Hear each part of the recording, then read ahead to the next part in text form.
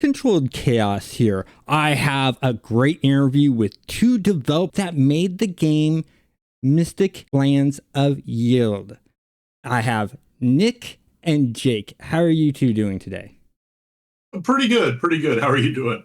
I'm doing good. So I originally ran into your guys' book when I did I was at the Portland Retro Gaming Expo and got a chance to talk to you, Nick, a bit about the game, Yeah. and it really interested me in the design that you guys did. How did you guys come up with the idea for this pen paper role playing game? I think Jake can answer that because it's originally Jake's idea. Okay. I don't want to turn this into a super long story, but years and years ago, I read a role playing game by Emily Carabas called Breaking the Ice, which is a dating sim role play. And this was back, I want to say, in 2008. It was a very long time. Sounds about right. And it was it's a tiny little game, a little zine pamphlet sized game. And it blew me away. It was completely different from anything I had ever seen. And very shortly after that, my friend Matt Schlotty, who I went on to make another game with, gave me a copy of Dogs in the Vineyard by Vincent Baker. And looking at those two games, I was like, wow, role-playing games don't have to be... They can be different from what I thought they could. Up until that point, I had played a lot of different games. I played, Vampire and the Palladium games and, tons of other stuff. But, those games all are very similar in a lot of ways, a Vampire probably being the outlier. Mm-hmm. So I thought, I want to try to do something very different. And so I started developing this idea about children who had discovered a magical land, which is always a genre I liked when I was a kid. I always had, these escapism dreams when I was a kid. Mm-hmm. And so I thought that would be cool to revisit as a game. And, I started developing ideas that felt different to me than what was available in, standard role-playing games. And, that being said, Yeld is a relatively traditional role-playing game when all things are said and done. But, I was excited to try new things. And shortly after that, Nick, who is my younger brother, I asked him if he wanted to work on the game with me. We had just worked on a game together called Classroom Deathmatch, which is a battle royale style game about high school students who are stuck in this, classroom deathmatch situation. And so I thought it would be cool to bring him onto Yeld. So we started working. And that was the genesis of it. Okay, excellent. Now, follow-up question to that. Was Narnia any kind of influence with this? Because the whole entire going through the doorway to a magical land thing immediately screamed out to me. This feels so much like idea based off of Narnia. I don't know if I can speak for Nick on this. I want to say yes and no. Obviously, Narnia is one of the prototypical, through the door, through the looking glass style games. Mm-hmm. But I didn't read Narnia when I was a kid. I wasn't exposed to it until I was little. I knew about it. I was aware of it. Mm-hmm. I didn't read any of it until college. But growing up, I read a bunch of stuff inspired by, The Lion, Witch, and the Wardrobe and other stuff. And there's plenty of what I refer to as through the looking glass books, what I think a lot of people would think of as like isekais now that inspired me as a kid. There were, especially growing up in the 80s and early 90s, there were a lot of TV shows that had those themes. And, there's lots of anime too. One I like to point out all the time is Inuyasha, is this story about this girl who goes down a magical well to a fantasy version of feudal Japan, and then goes on adventures there. And, and that has a very Narnia style to it as well. So definitely yes, but kind of indirectly through the other TV shows and movies and video games I absorbed. Okay, excellent. So at least that gives me an idea of how you sort of got the feel, because you're right. Yasha, great anime. I've watched that. Big fan of it, and then there's several others, Alice in Wonderland's another great example of the same thing. Mm-hmm. And so there's many portrayals of that. It just, because of the whole entire door thing, I led to Narnia, and knowing that it's just a happy coincidence it is one of those things to sort of know, because that happens a lot in game development and stuff like that, where two developers work from different areas, work on a game that's very similar. You know, it happens, and getting to know how you guys came about it is really good. Now, what made you guys choose a D6 system? Well, I think the D6 system, and including a few other mechanics within Yeld, the design philosophy here is these are accessible components, right? So everybody has D6s sitting at home because they got a box of Yahtzee, right? Yeah. Combat happens on an 8x8 grid, which is just a chessboard, and everybody's got one of those. So it's just about making it easy. And D6s are a very simple thing. I feel like most children, especially, are familiar with a six-sided die before they're going to be familiar with a D20. So it's just, accessibility. Okay, so it's accessibility. Okay. Go ahead. Exactly. When we started working on the game, I don't think we were thinking of it as a game that you would play with children necessarily. We were thinking about it as a game that adults would play and get to, be children. But one of the goals was always, let's strip it down to the basics. Let's make everything super simple mechanically, including the components, so that we can then have a more complex back end.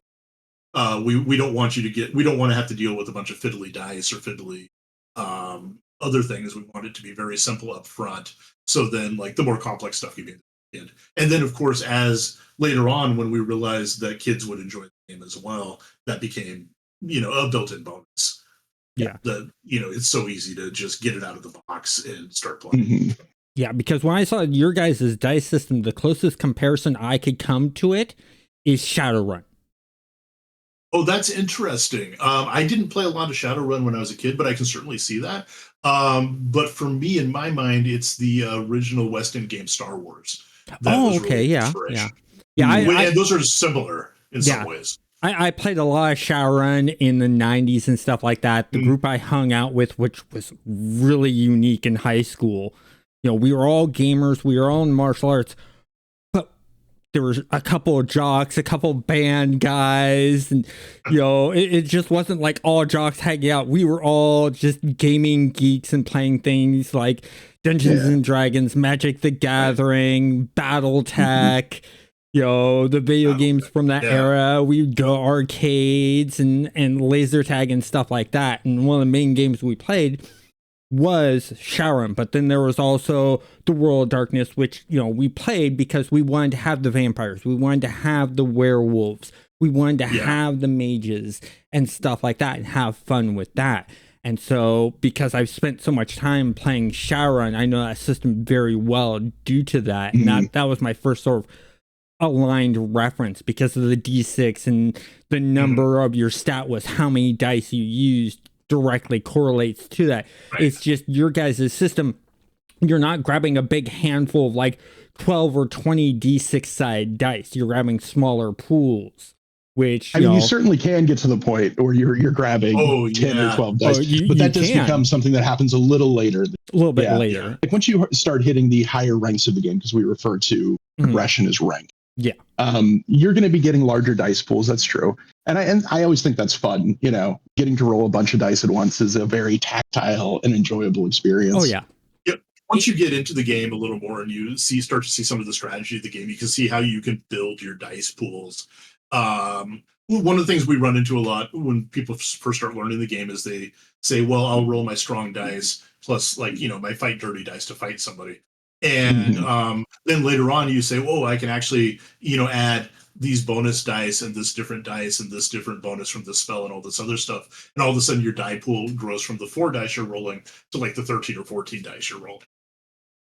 Okay, excellent. Now, something at a time I always want to know from developers is, how did you guys get into developing games? I feel like the simplest answer is constantly playing games that were either rules incomplete or just so hard to navigate that it became easier to develop our own entire systems than it is to learn someone else's broken mess, and so it became a goal of ours to make games that you can read and actually play. because I feel like there's eras of role-playing games where that was just not concern, it seemed, from the creators.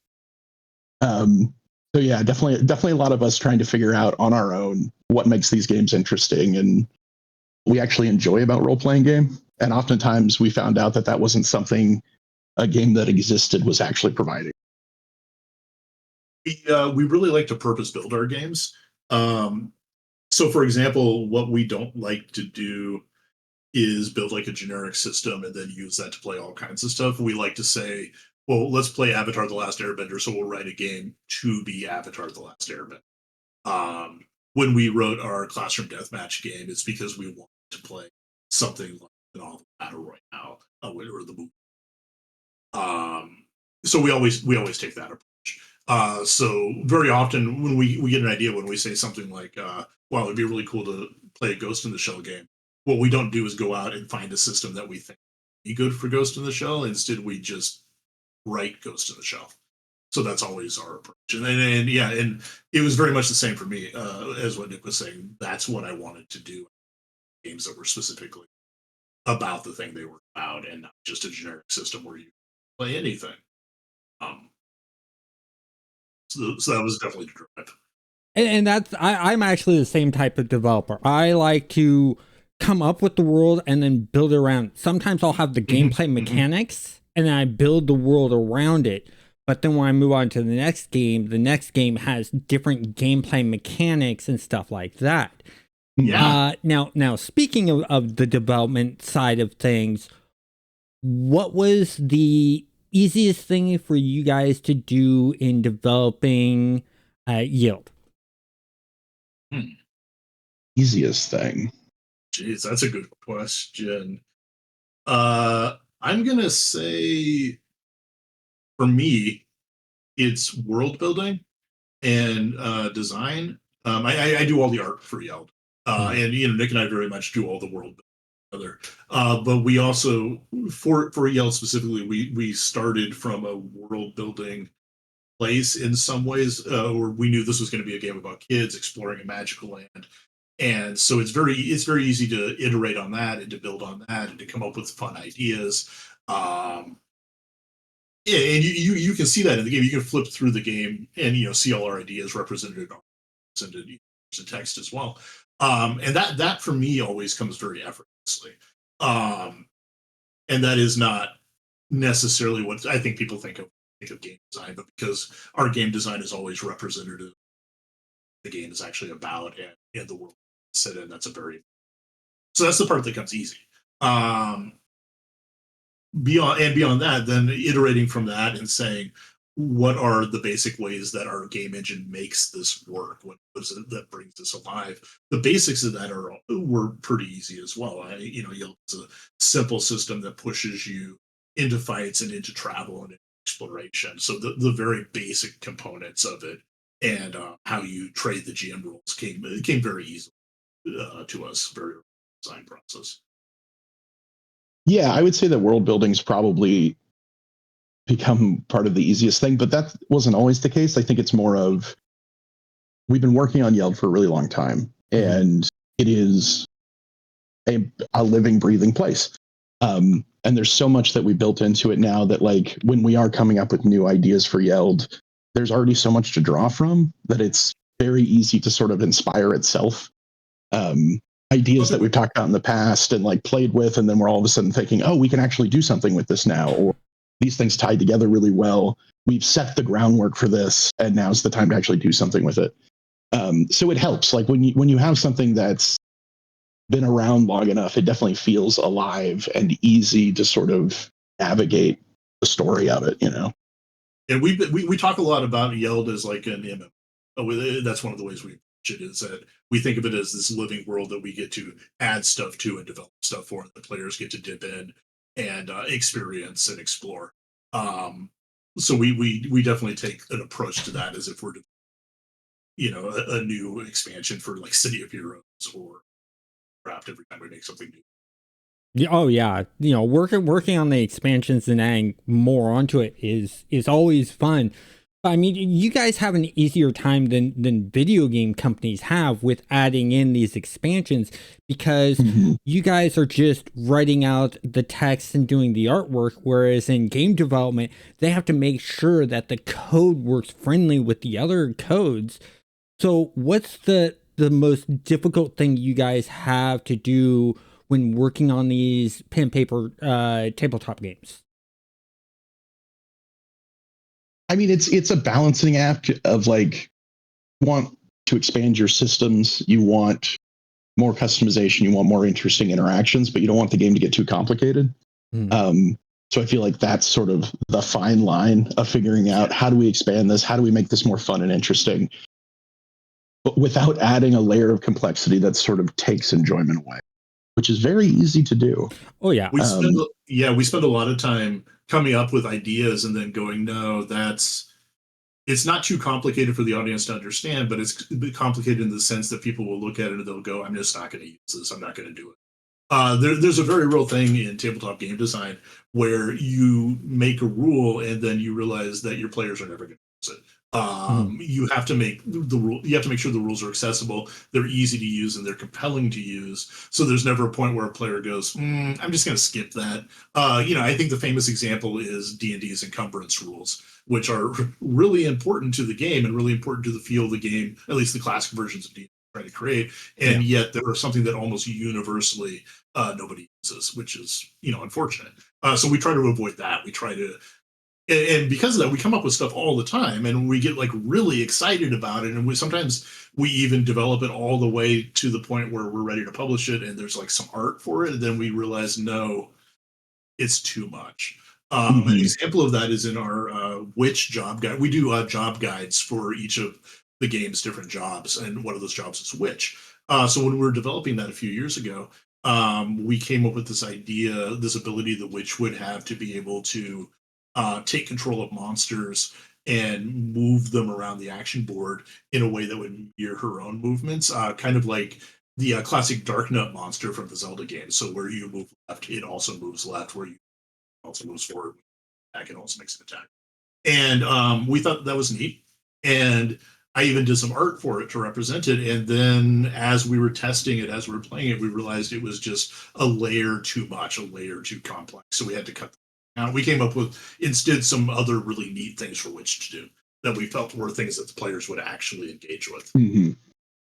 Okay, excellent. Another thing I'm thinking of when you guys were talking about that is the balancing. You don't want something to be too powerful that it negates everything else, or too weak to where, like you guys were saying, no one uses that ability, makes things really serve a hard point. And that goes across for any game development, whether you're working on a role-playing game, a tabletop strategy game, a collectible card game, or video games. Those are the main pillars of game design, is to make sure things are balanced, is also the other hard thing. One thing I actually really like about the TTRPG space is that is a true statement, but it is actually less important to TTRPGs than I think anywhere else, because of sort of the nature of the genre, right? So in a video game, two characters need to be balanced because that discrepancy creates a disappointment for the players, right? And there's no GM to be like, well, I can sort of tune that, right? I can fix this discrepancy between the two of you, or I can make characters who feel less important in a sequence feel more important because their skills shine in other ways. And so like the TTRPG space really lets you do that. It lets you be like, I don't want to play a character who's amazing. I want to play a character who does something else. And the game allows you to be a character who is not balanced, and that's okay for the story.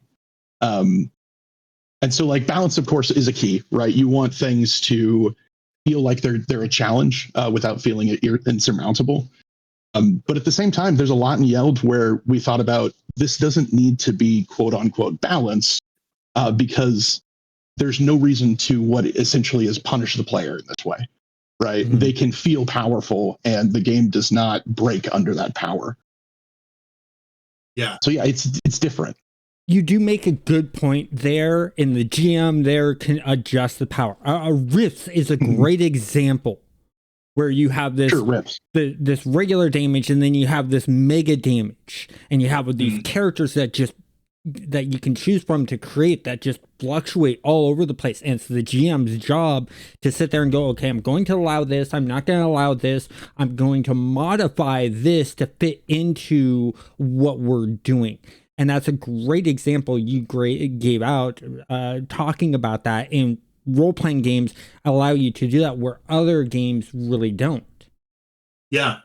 Yeah. So what I want to add is when we are looking at balance, what we want to make sure is that every player has something fun, engaging to do. We don't want to create a situation like, for example, in a fight where you have one character who is just wailing on the monsters and the other characters are just sitting there with their arms crossed and have nothing to do. We want to make sure every player, no matter if you decided to play a witch or a black mage or like a cooking based freelancer or a mercenary maid, we want you to be able to engage in combat or in diplomacy or in exploration or in travel in ways that are engaging to you. So we want to so we're always looking at ways to say, what can this job do in this situation that's going to be fun and interesting? What can this player do in this situation where their character has died and now they're a ghost, and what can we do to keep that interesting? So balance in the sense of, is everybody able to have fun in not necessarily the same way, but in equal opportunity is really important to us. Yeah, player agency does not necessarily equate to power, right?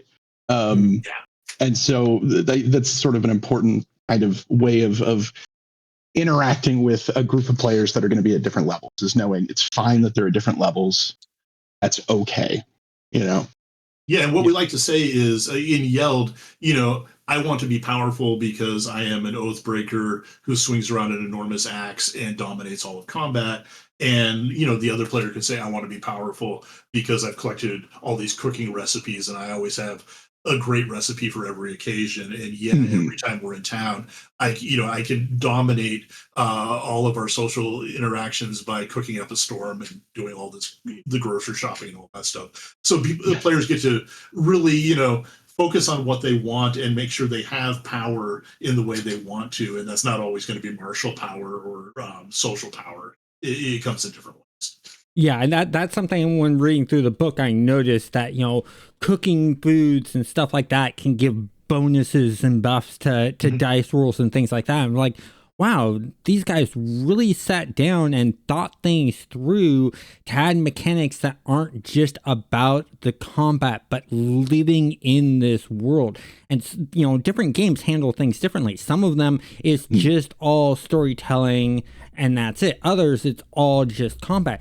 You guys are sort of, it feels like you're hitting a medium balance between the two of, you want that social storytelling and you want a bit of that combat and the back and forth going on there. And I really liked that you guys did that. I was like, okay, this is interesting. I'm really excited to dig in and play this game. The more I read into it, and had fun with it. And one of the things that I've wanting to ask is, how long did it take you guys to actually create just the original rule book for Yield? Well, it's been through a few iterations. We started the game, when did we, 2008 was, I think, when we were actually... That sounds about right.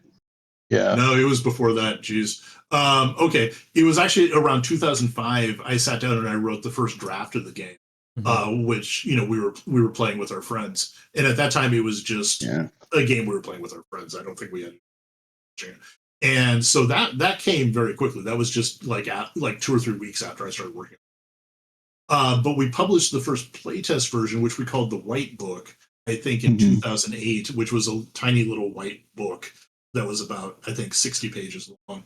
And that was after about a year or two of playtesting when we decided it was a game we were going to publish. And then we stopped making games for a little while because we were focusing on other things. I started my comic Modest Medusa during that time, which takes place in the world. But around, I think, 2013 or 14, we came back to actively working on Yeld, and then we published the first version in 2019. Yes. Okay, so as far as like real active hard development, I would say from 2013 to 2018 was how long it took us to actually make the game. So 5 years. Okay, now was that full time? Was that part time? Part time. Part time. Uh, Yeah. I don't. I'm sure you know this, but maybe maybe some of your viewers don't. That like there's almost no such thing as a full time tabletop game developer. It's rarer than like I would say much rarer actually. It's like astronaut rare. Yeah. Um, but so we would work on the game part time as we were working on other things, as I was working on my comic, as we were working as we were working jobs. But then, I mean, luckily we got to the point where after we released the game and as we were selling the game, more and more of our time we could afford to spend working on the game. There have definitely been times I think where Yeld is our full time job, but that's that varies from year to year. Mhm. Definitely when we were working on the second edition of Yeld in 2023 and 2024, it was very much a full time job. Yeah. Yeah, definitely the second edition was a sit down, shut up and do this kind of thing. And we definitely invested the time into it. Yeah. Yeah. But I mean that's the thing is when you're doing something that you love doing, like making these games, you both probably, I mean, how many hours do you guys sit down just talking about gameplay and mechanics and having a chat and then look at the clock and you notice 10 or 14 hours have just vanished? It's so easy to do. But, Mm-hmm. I mean, time flies when you're having a good time. And it's It always is, fun. especially when you're talking about something that you're passionate about. Me and my roommate, who we met in college, and we were both going to school for game design. We'll sit down and we'll talk about it. You say, okay, we're gonna just spend a couple hours talking about this game design idea that we have, and the next thing we know, we look at the clock and it's like 14 hours have passed. And we're just like, holy crap! Well, and something important to know, and you know this, is that just because even if you're not making a full time living designing games, does not mean you are not working full time designing games. It's very common for us to be in the studio. That's where we are now. This is our work studio. For 80 or 90 hours a week. That's just how it is. Well, yeah, definitely, and I've been there. I've worked for big companies like Microsoft. I was a game tester for them for 3 years, and there were days where I was 20 hours a day, 7 days a week for a whole entire month. And working really, really hard and stuff like that. And then there's other companies that I've worked at where it was a little bit less work, and it just varies. I want to get back to Yeld though and talk to you guys about sort of some of the design influences. And what I noticed when reading through the book is you guys go and just have the wall of text of how this rule set works.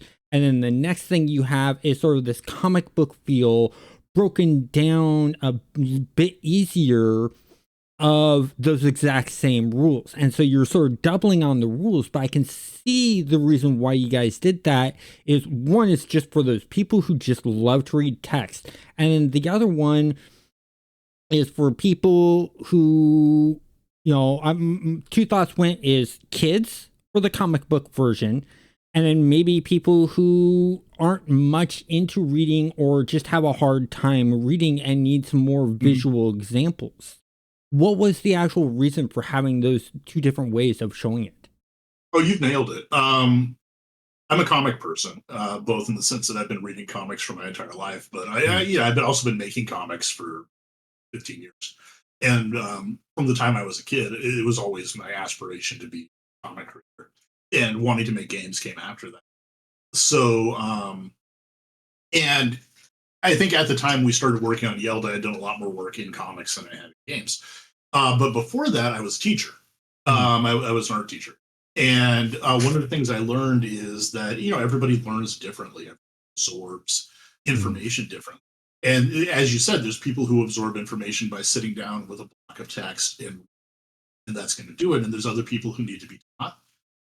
Very often when we play games together, Nick and I can stare at a block of text and get nothing out of it, and Nick can absorb a block of text much easier, and then instruct me on how to do it. And then once I understand how to play the basics of playing a game, I can pick up that text again, and it's like I've been invited into the text house, and the text has said, go ahead, touch everything, look around, explore. And at that point I can absorb the text and get in and master the text, but I need somebody to guide. So we wanted comics to be that guide into the game for players who learn like me. And that's a lot of kids, a lot of people, with various learning disabilities, of course, but just, a lot of people in general just do not learn necessarily by picking up a textbook. And, that's what a lot of role playing games are. Certainly Yeld is a big book full of text. Mm-hmm. So we wanted to make it accessible. I'm also a big believer in comics as a teaching tool. Mm-hmm. I think that's really, really important. And if you look around in our world, you can see that all over the place. Our world is covered in things that we don't normally think of as comics, like, airplane safety explanations, or the little diagrams on the side of fire extinguishers and stuff like that, that are comics that teach you how to do things. So we thought that would be a really valuable tool for it. Well, and that's what I also love about... Yeah, go ahead. Oh, sorry. What I also love about the comics specifically is that, digesting a large clump of text can be difficult, but it's also like about retaining the information. So it's like you've read the text, you know what the game is, but you need a 5-second refresher before you start a fight, right? Mm-hmm. And reading that comic takes you 5 seconds, 10 seconds. You go through it, you're like, okay, now I remember how to do this. Mm-hmm. This is the refresher I needed. And so we hope people use it like that, right?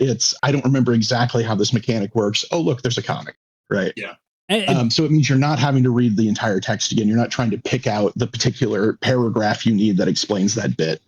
Well, and that's the one thing that I actually like is, like you mentioned, being able just to read that quick little comic book to give you a quick refresher on it is really being respectful to the GM and to the players' times when they're playing the game, and they don't have the time to really go through it and stuff like that.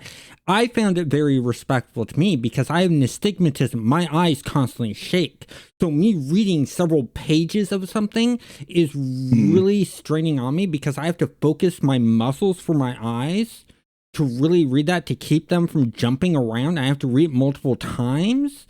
And so by having that quick comic book thing, it's like, okay, that made more sense to me and was easier to read than the block of text. And so I personally appreciate that design philosophy and the fact that you took, Jake, your knowledge from being an art teacher and teaching and realizing, wait, people learn in different ways. Let me put this into the book to make it easy for everyone. I have great respect for you doing that.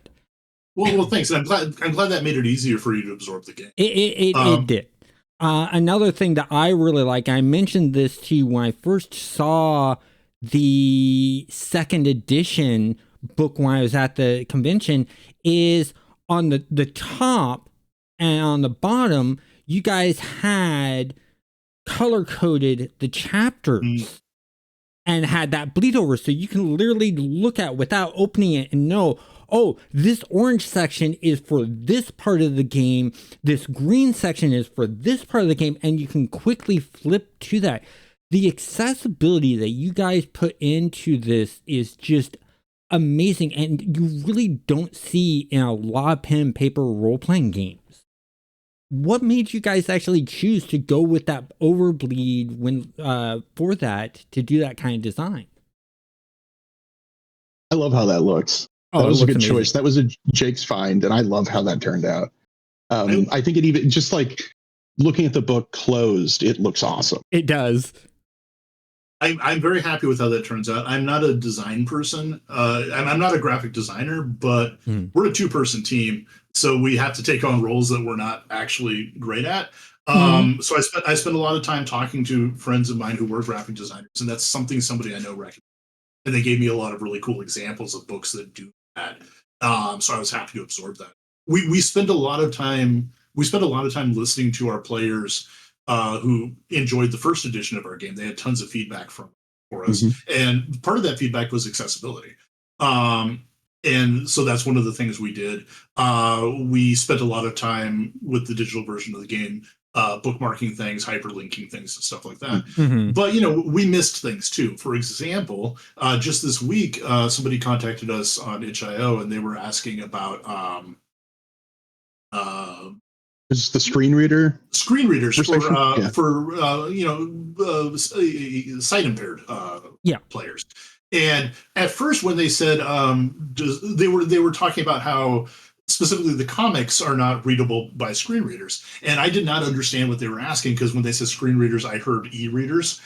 So we had a back and forth conversation about that, and I realized that we had never considered, that you wouldn't be able to absorb the comics or any of the illustrations in the digital version now. So now we're working to go back and add alternate text to that, so vision impaired readers can have access to all that stuff, and it will make sense to them.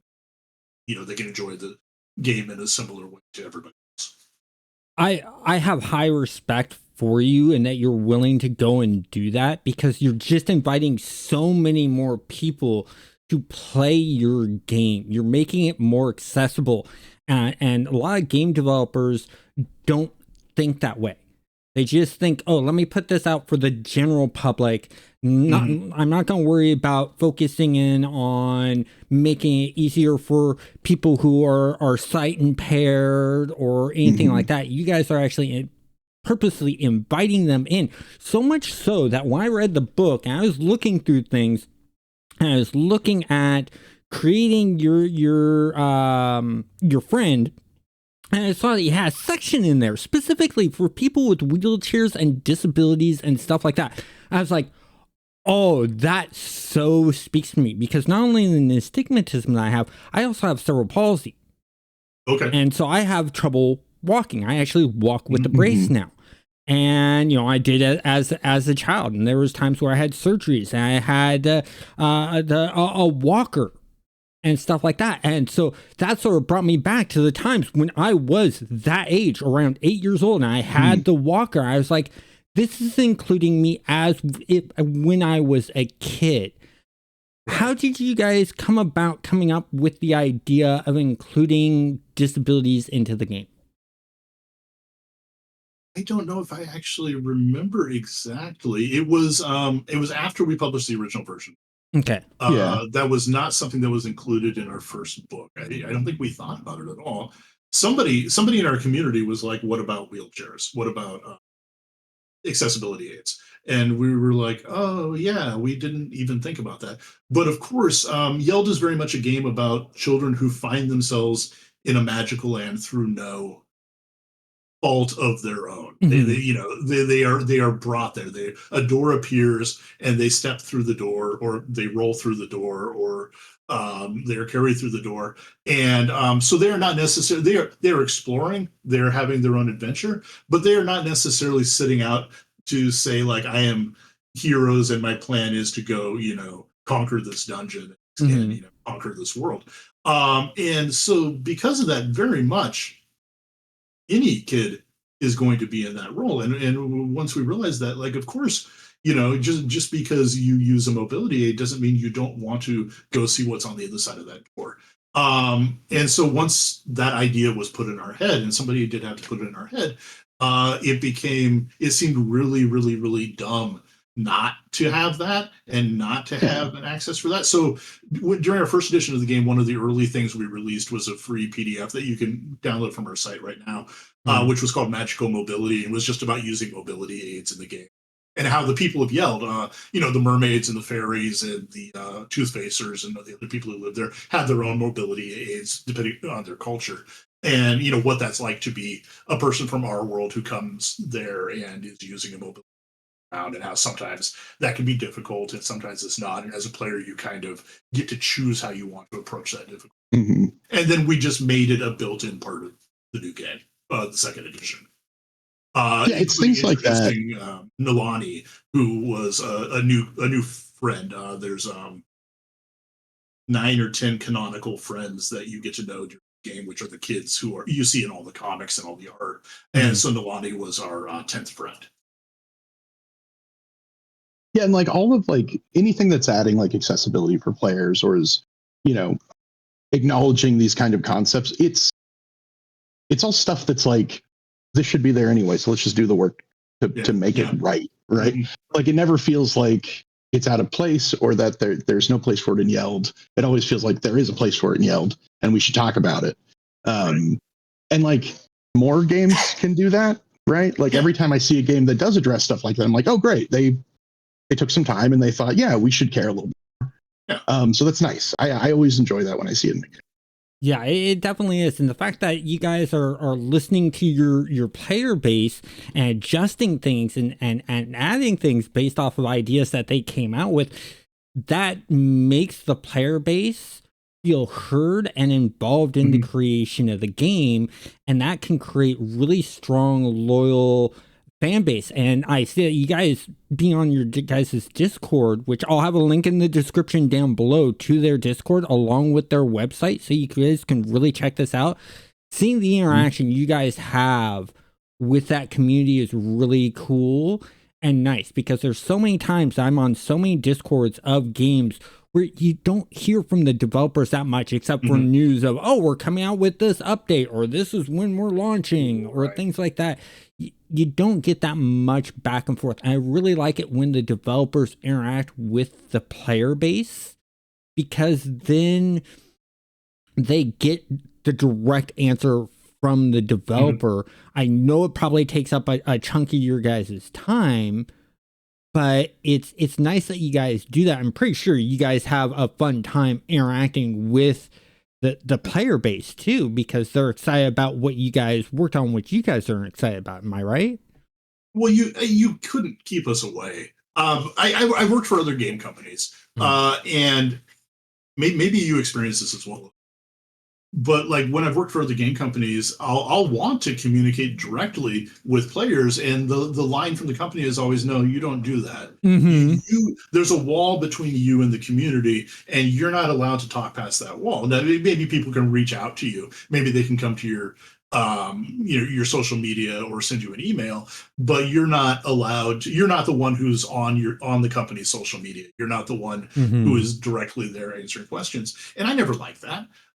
Coming from teaching and then coming from comics, and especially a webcomic creator, where I get to interact directly with my readers all the time. That's something I wanted to continue in game development and game design. And so we have a very direct line to our readers. We're constantly talking to people. In fact, something that happens all the time is people will contact us and ask us questions, ask stuff about the game, and then they don't realize they're talking directly to us. They think they're talking to some social media manager or some project manager or something. And it's a side effect of us just being a two-person team too. Yeah.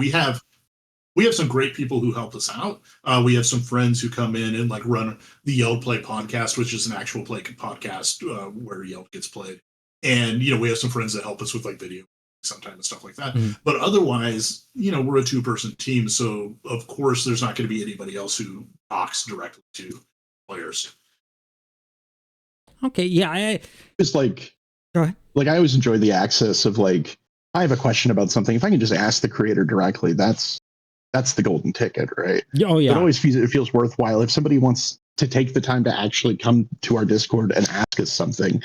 You should answer. Right? Oh, right. Yeah, definitely. And that's the one thing I like is like a great example I have is I did a video not too long ago explaining the differences between No Man's Sky and Stars Reach, which Stars Reach is currently under development.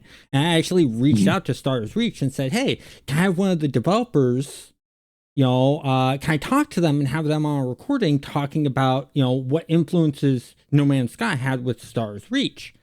And they said, yeah. And, when you're on the Stars Reach Discord, just like your guys' Discord, those developers are actually interacting with the players. And we're not just talking like the top level developers or the mid levels. We're talking the whole entire range. There's Raph Costner, who's known for Ultima Online and Star Wars Galaxies. He's talking to the fan base and stuff like that, the player base. And Dave Jordanson, who did Tribes 2 and PlanetSide, he's talking to the players. And then there's developers that worked on City of Heroes and Guild Wars and stuff like that. And they're all interacting with the player base, and the player base is just loving it. And sometimes they even jump in randomly in voice chat and just start sort of sharing stories. It's not even talking about the game, just sharing stories. And it's fun because then you get to know the developer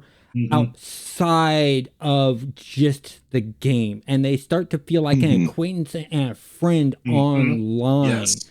Do you guys, I haven't been on the Discord that long. Do you guys sort of treat your guys' Discord the same way, where you don't want your fans just to be people who follow you, but you want them to be more like an acquaintance and an online friend? Nick and I have a slightly different relationship with our audience, just because. So I was doing my Modest Medusa comic, which again is set in the land of Yeld, for several years before we launched the game, and so a lot of that audience came over to our game with us. And similarly, some of the players of our older games, like Classroom Deathmatch and Tulip Academy, Anti-Explosion, came over to the game with us. So we have our Yeld audience, which was established with the Yeld, but then we have other audiences that came in as well, and we have a slightly different relationship with it. Audiences. My relationship with the Modest Medusa readership is very much what you're describing. So many of them are my friends and have become my friends over the years. I see them at conventions. I see them. I know when their birthdays are. Stuff like that. Last year we were at a convention and one of them came up and told me that they had just named their daughter after one of the characters in my comic. And that was amazing. That was great. And at the same time, some of our gamers, we just don't have that relationship at all. It's more, it's more a cordial relationship. So it depends on person to person. Yeah. But I think there's a lot of power in community building, and especially if you're a small developer trying to build a game and trying to have this game that is any kind of success at all, building your community and encouraging people to engage with you, and treating genuinely, really, treating people fairly and nicely. And even if you are not becoming people's friends, cultivating a friendly atmosphere where people are comfortable talking to you is, even just from a selfish standpoint, extremely valuable. And that, and even if that is selfish, it creates a good community where people feel welcome. And that's a great side effect, even if all you're trying to do is just build. But I think for me, at least, it's kind of inevitable. I get to know these people. There's people I talk to every day. There's people I see every day. They're not just talking to me about our game and our world, but they're telling me what they made for lunch, how their kids are doing, how school's going, stuff like that. I think a part of it too is like, we've been working on Yeld for so long. It's this big project, and I don't really. Like, it's a part of who I am. Like, Yeld is very much me and Jake. And so because of that, when people come to interact with Yeld, they're interacting with me, right? They're interacting with things I believe in and I enjoy. And so I try and treat that as them being interested in what we make and us. Right? And so it's good to sort of reciprocate that, Yeah. That seems valuable. Yeah, that's a really good point. And, that the funny thing is the whole entire reason I made this channel was twofold. One, I wanted a platform so that when I release my games, whether it be a pen and paper role-playing game or video game, I have a platform to share that on and get feedback on. And two, I wanted to build a friendly community of open-minded game players, because I've been seeing a lot of, no, you just play this way. I was like, no, let gamers be gamers. Let gamers be creative. And that's the fun part of being a gamer is can I do this? What happens if I do this type of thing? And I want to sort of encourage that instead of everyone sitting there going, nope, this is the only way to play that type of thing. And it's fun, it's interesting, and getting to know these people, and like you said, them being interested in what you're doing and you putting so much into it, it's part of you. So they naturally, by reading the book, they know part of you. because you put so much passion into it is great. The other thing that I thought was very interesting in this game, I want to go back to Yield, is the fact that the characters actually age in this game, and when they hit 13, they turn into monsters, but they're not fully like evil monsters. They can be like good monsters and part of the world if they stay in the world past 13. I thought that was sort of nice to see that you put an aging system in there, and you even added in like a calendar with holidays and events and stuff like that. How did you guys come about the idea of when they hit a certain age, they become a monster and things like that? That was definitely like the very first idea for Yeld. Like, you're playing kids, but time's going to pass and you're going to become a monster. And what is that like? And it's an unsubtle metaphor for puberty and growing up, but it's also this really neat thing to explore. One of the things I really like about Yeld is that time passes, and the game deals with time in ways that a lot of games don't. Every choice you make is about managing your time. Are we traveling to this town? Are we going to spend 2 days exploring this cave? Are we going to go rescue this person? Well, that rescuing that person means we're going to have to travel for 5 days. Yeld has a very short year. It's a 100-day year, 100-day calendar. And every time you travel, it takes up time. Every time you do anything, it takes up time. Every adventure is a day, maybe 2 days, maybe 3 days. And time can pass between those adventures. So the clock is always ticking. You're always getting older. You're always getting closer to your 13th birthday. And that is a looming threat that hangs over you. But also, it's a revelation point. It's a point where when you reach your 13th birthday, and that won't happen for all the kids at the same time, because you might start out at age 9, and I might start out at age 12, and Nick might start out at age 11. So we'll hit our birthdays at different times. But when that happens, it's a game-changing event. It's not like getting a new level in D&D or like taking a prestige class or something like that. Instead, it's a point where the way you play the game changes, and now you are a different person. You've grown up a little bit, and you have changed. Your body has changed. The way you look at the world has changed, and the way the world looks at you changes. Definitely, the way the world looks at you changes, and maybe that's a good thing. Maybe you are powerful and you get to explore in a different way. You get to be you for the first time, maybe, or maybe it's really scary. It definitely changes your situation with your friends. Every monster job, that's what happens when you take 13. When you turn 13, you choose a monster job. So that might be something like werewolf or vampire, or it might be something really strange, like you become a black casket, which is a ghost that lives inside a suit of armor, kind of like Ed Elric in Full Metal Alchemist. Which was the inspiration for that.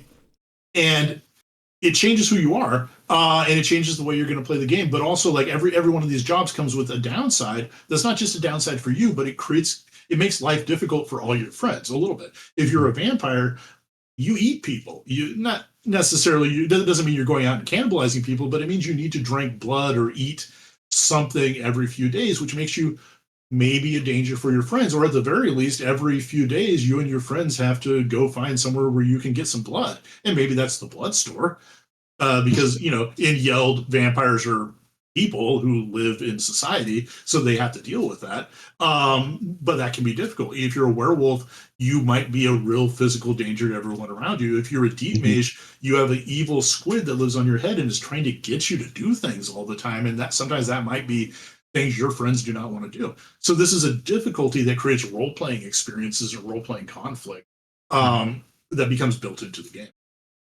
But the other part of what I really like about getting older is not just the older aspect, but that time does change in Yeld. Time is always moving forward and things are always happening. Our calendar includes 4 seasons. Each one of those seasons has holidays and events on it. And the idea is you travel around Yeld to visit different places and partake in these holidays and do quests. And you might miss it. You might miss the wolf hunt this year, so you have to plan to go to it next year. You might miss Chef's Day in Boulder Town this year, which you might want to go to compete in a cooking contest or collect some really cool recipes. So you would have to plan to go to it next year. So you spend a lot of time saying, is it worth it to spend 2 weeks traveling to this place to take part in this celebration, knowing that that's going to, really push us closer to our 13th birthdays, closer to further down in the calendar. And beyond that, also, I mean, I think a lot of times when you start playing Yeld, you think, oh, we're playing kids. But you're getting older constantly, and if you play long enough, you're not going to be kids anymore. The longest running Yeld game that we know of has been going on for about 8 years, and the characters are like all in their 20s now. Oh, wow. Yeah. That's insane. And most games don't make it that long, but when it does happen, it's an interesting question. We've grown up now and we're all monsters and we're living in this magical land, or we grew up now and we defeated the evil prince and we unlocked the door that allowed us to go home again. But you're going to get to the point where you have to decide, are we going to stay in Yeld and live here and become adults, or are we going to go home and continue our lives? And that's a really interesting question. And I think one of the other things that this opens up that we had talked about before is the idea of because we have decided that your age is important, that time passing is important. We dedicate all these mechanics to help facilitate that. So it's so there's this calendar and there are places to go every season and there's a map and this is how you travel across this map and going from one map square to another takes a certain amount of days, right? We have a table called the Wonders of Yeld, which is just things you'll see while you're traveling, right? The whole idea is if you want a game that focuses on this kind of thing, you have to facilitate that by introducing mechanics that do that. And so because of that, you get all of this neat stuff about travel, right? And holidays specifically have become this kind of fun thing in Yeld where it's like a vacation, right? You go, oh, we're doing a holiday session because Chef's Day is around the corner or the Witch Burning Fest is happening. And it gets to be this kind of almost like a filler episode of a cartoon, right? Where everybody's just having a good time and it's experiencing this kind of particular play style. And that only gets emulated because of the rules we introduce to try and make time important, right? And that's really cool that you guys did that and creating a calendar, and you create main areas, but you left a lot open for game masters who want to sort of create this dungeon, who want to create this little town and stuff like that. But then they can call upon these big areas that you guys mentioned. And I really like that. But the other thing that I liked is the fact that at the very beginning, you state what sort of the main possible objective is, which is getting the 7 keys and what it takes to get those 7 keys, which is taking on one of the lieutenants of the vampire prince. And I was like, ooh, an RPG, pen paper RPG, where it just right away gives you your main objective of what the kids are aiming for. I really haven't seen, it's super rare to see that in a pen paper RPG. What made you guys decide to sort of do that kind of setup? When the very first role-playing game I played was Heroes Unlimited, which I but when I was a little kid, I would check out D&D books from the library, and I like second edition Dungeons and Dragons books. And I was fascinated by them. I don't think I really understood that they were a game, but I would, I would read them and I would try to absorb them. And then when I first had a chance to play in high school, I was horribly disappointed because it wasn't the game I wanted it to be. Because what I thought it was going to be was The Legend of Zelda. And Dragon Quest, and games like that. That's what I wanted, and that's what I thought it was going to be, and it just wasn't. So we wanted to make a game that was like The Legend of Zelda. So in Yeld, you arrive in this magical land through this magical door, and then the door shuts behind you, trapped. So your call to action is, how do we get home? And somebody tells you that there's this quest you can go on where you search out, as you said, the 7 hunters of Yeld, who are these boss monsters who control the magical land. And they are hidden in they're based in these temples, or they're hidden in these temples, and each one of them has a key. And this very much maps to the Legend of Zelda formula, where you are Link and you are traveling across Hyrule looking for these hidden temples where there's a boss monster which has a piece of the Triforce. And once you collect all these pieces, of the Triforce are all these 7 keys. You get to fight Ganon and save the princess, or in our game, you get to fight Prince Dragul and unlock the door to go. And that's the structure we wanted, and that's the game we wanted to make. And that's not something that you can do that. You can do that in a lot of pen and paper games, in a lot of tabletop games. You can do that in Dungeons and Dragons, but those games are not explicitly set up to do that. And what we wanted to do was make a game where that was the default thing you were doing. And the cool thing is that even though we have this default plot, we have what we call the story digest, which guides you through the steps you're going to go to, to collect your keys and face these boss monsters and eventually face the prince and then go home again, or not go home again. Those are just plot points along the way. Those are the mountain peaks, and you get to fill in all the valleys in between. As the game master and as the players, you get to decide, those might be the season premiere and the season finale episodes of your show, and you get to decide all the episodes that happen in between. Maybe those are holidays you're exploring, or other adventures you come up with, or other dungeons or towns that you make up along. Which I think is a lot of fun and a really fun way to structure a game. I would also say that this building a structure around sort of the skeleton of the story you're trying to tell is a necessary tool in Yeld, because we don't force, but we encourage players to take turns being the game master. Mm-hmm. And that can be daunting. And so if everyone is on the exact same page about what the goal of the game is, it makes it easier to pass off that role. Mm-hmm.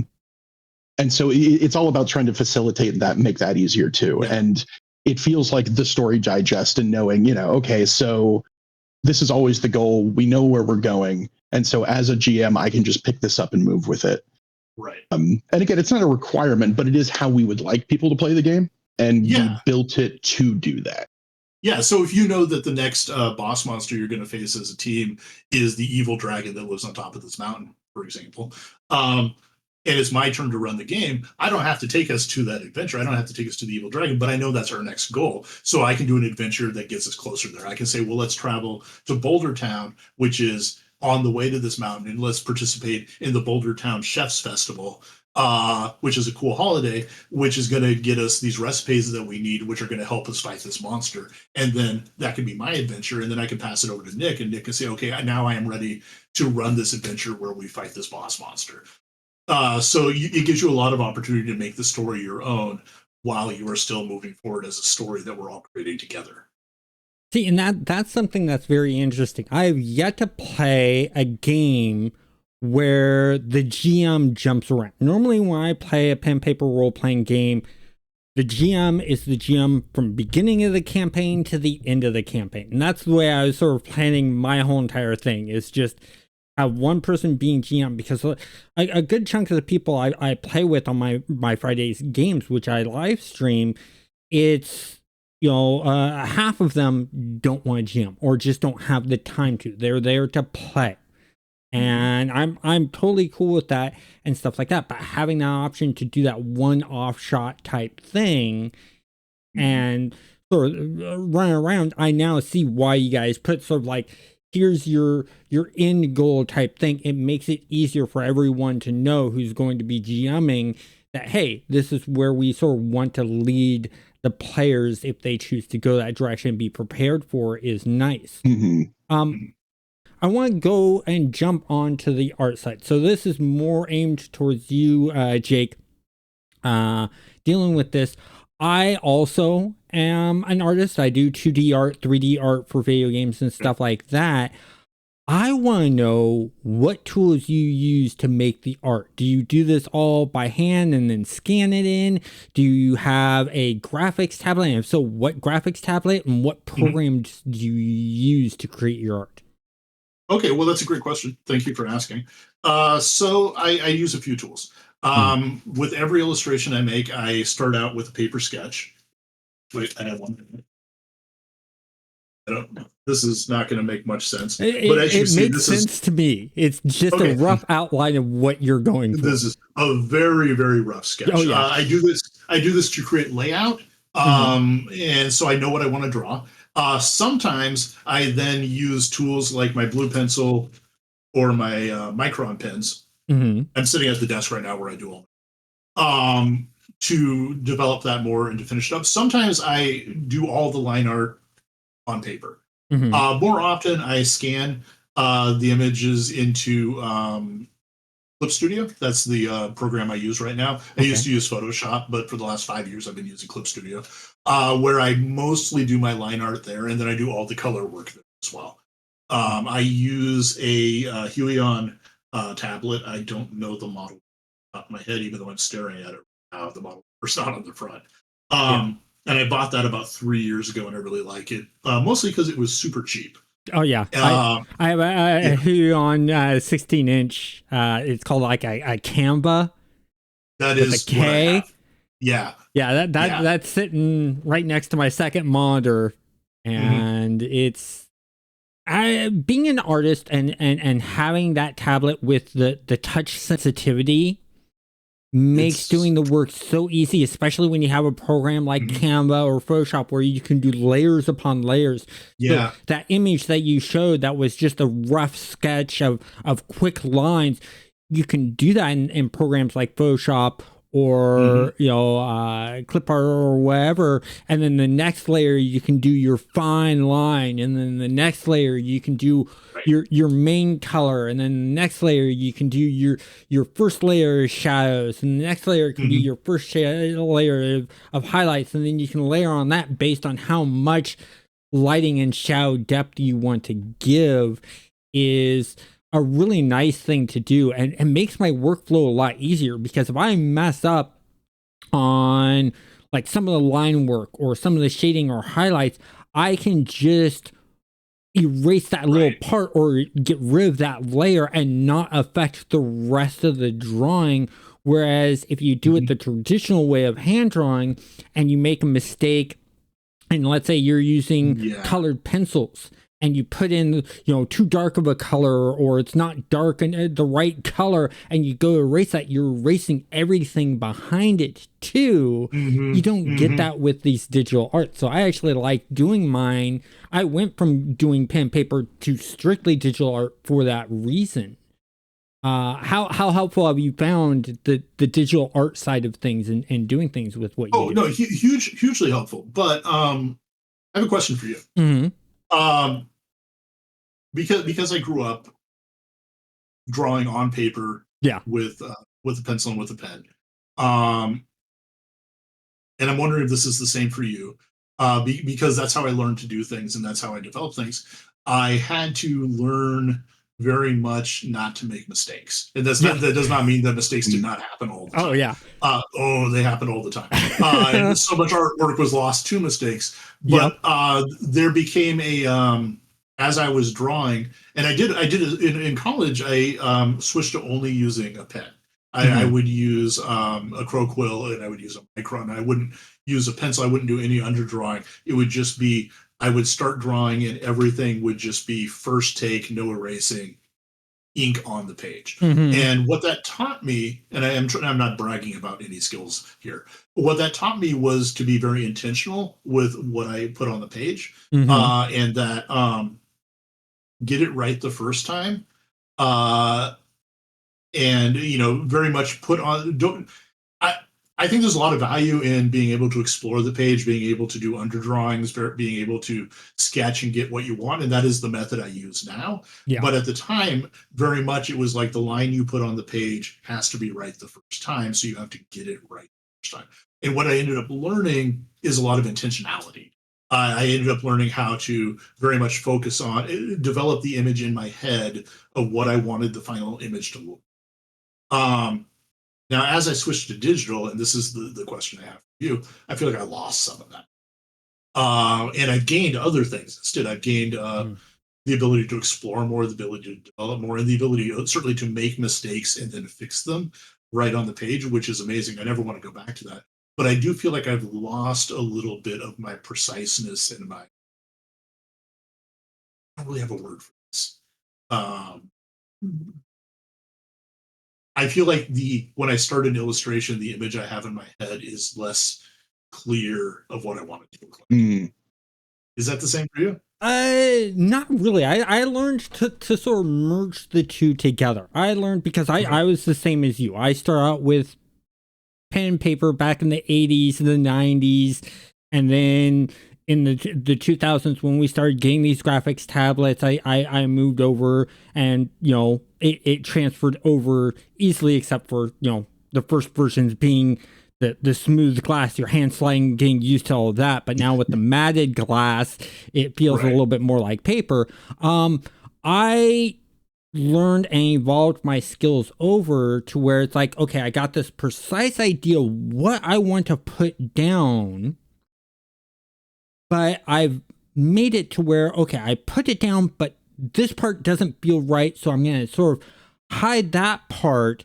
I'm going to create a different version, see how this looks, and then flip between the two and see which I like better, or flip through 3 or 4 right there on the screen without having to do a paper flip or multiple drawings of the whole entire thing all over again, with just minor changes.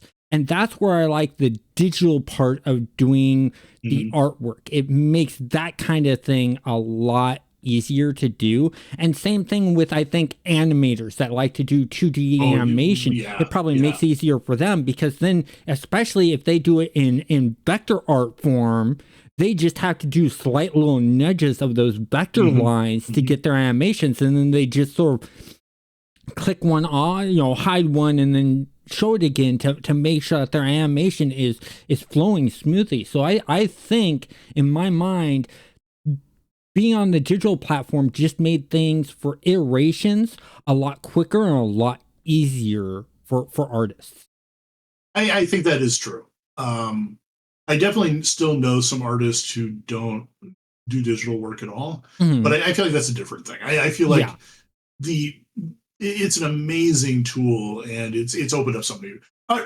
As an example, I used to only work in black and white. I did not do any color work, and I had never tried to do color. Or I had tried to do color work, but back before I had access to digital art, digital tools, that was colored pencils or maybe Copic markers or watercolor paints. And I am awful with colored pencils. I've learned since then, and I can't use watercolor paints at all. And I'm okay at Copic markers, but at the time I didn't have any.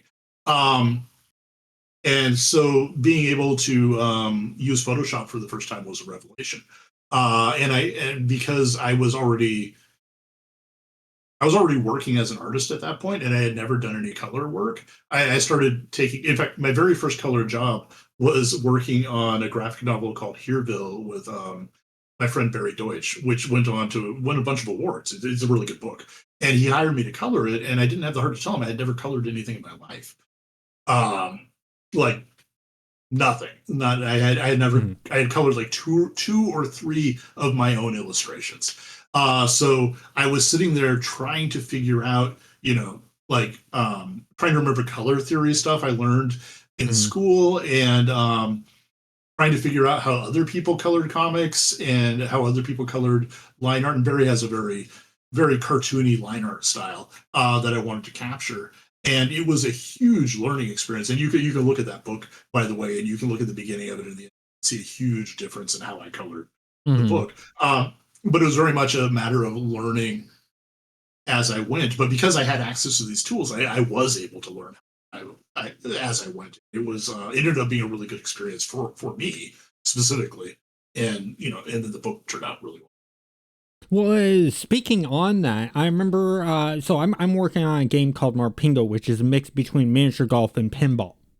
Okay. And I wanted to do a hand painted texture look. I didn't want to do, take an image and modify it a bit, and that would be the texture. I wanted from scratch my own sort of artistic flair to it, sort of like World of Warcraft, type feel, but not exactly World of Warcraft.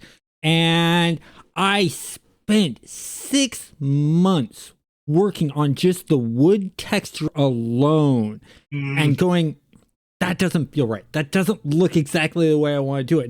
And every time I was calling over my roommate, who's the programmer on the game, and going, what do you think of this? And they'd give me their critiques, and I'd go back to work on it and stuff like that.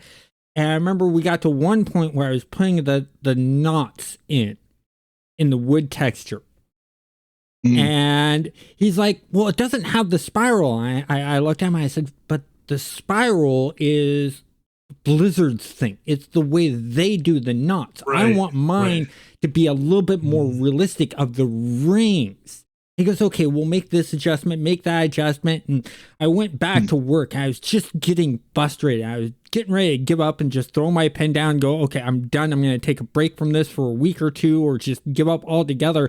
I called him the last time. I said, what do you think of this? And he looks at it, and he goes, don't touch it. Damn thing. It's perfect. I love it. I'm like, oh, thank God. But it's that whole entire process of learning something new, because I'd never done that full art style. I'd always gone and taken pictures and modified them and stuff like that, because the games I'd worked on had the realistic textures to it. So you were just adding more detailed lines and making things more pronounced instead of going from blank.